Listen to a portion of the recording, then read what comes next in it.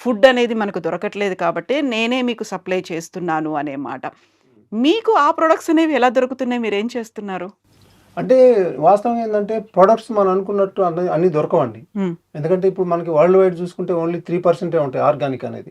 ఇప్పుడు మేమేదో పొలంలో చేసాం కాబట్టి 100%లోకి వచ్చామని చెప్పడానికి లేదు. హ్మ్. మేము కూడా ఎంత చేసినా ఒక 20% వచ్చుడే ఎక్కువ. కానీ మనం ఇక్కడ ఒకటేందంటే మనం బాడీని వాటిని ఎదుర్కొనేలాగా బాడీని చేయాలి.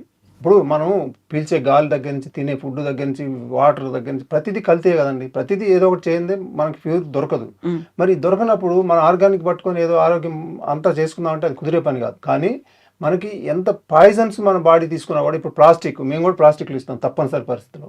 దాంట్లో కొంచెం ఎళ్ళిద్దనుకోండి సపోజ్. ఇంకా చాలా వాటిలో ఎళ్తది. ఇందులో కూడా ఎళ్తది. కానీ బాడీని దీన్ని బయటికి నెట్టే ఒక శక్తి ఉంది బాడీకి. హ్మ్. అంటే ఎప్పుడు నెట్టిద్దది? దానికి కరెక్ట్‌గా ఉన్నంతలో కరెక్ట్ ఫుడ్ పెట్టి, దానికి ఇయ్యాల్సిన వాటర్ ఇచ్చి, దానికి గ్యాప్‌లు ఇచ్చి, ఎంత గ్యాప్ ఇయ్యాలి? ఇంటర్మిటెంట్ ఫాస్టింగ్ అనేది ఒక వరల్డ్ వైడ్ ఫేమస్ ఉంది కదా! అది ఇచ్చుకుంటూ వ్యాయామం, స్ట్రెస్ ఇవన్నీ ఒక దీంట్లోకి తీసుకొచ్చి, అప్పుడు ఆటోమేటిక్‌గా మన బాడీ దేన్నైనా బయటకి నెట్టేసే శక్తి వచ్చిద్ది దానికి. అప్పుడు ఇంకా మనకి అప్పుడు ఆ రోజుల్లో చాలా హ్యాపీగా ఉన్నారు, ఇప్పుడు ఉన్నాం అనేది ఏం లేదండి. హ్మ్. అప్పుడు కన్నా ఇప్పుడే సౌకర్యాలు ఎక్కువున్నాయి. మనిషి సంతోషంగా ఉండడానికి అప్పుడు లేవు.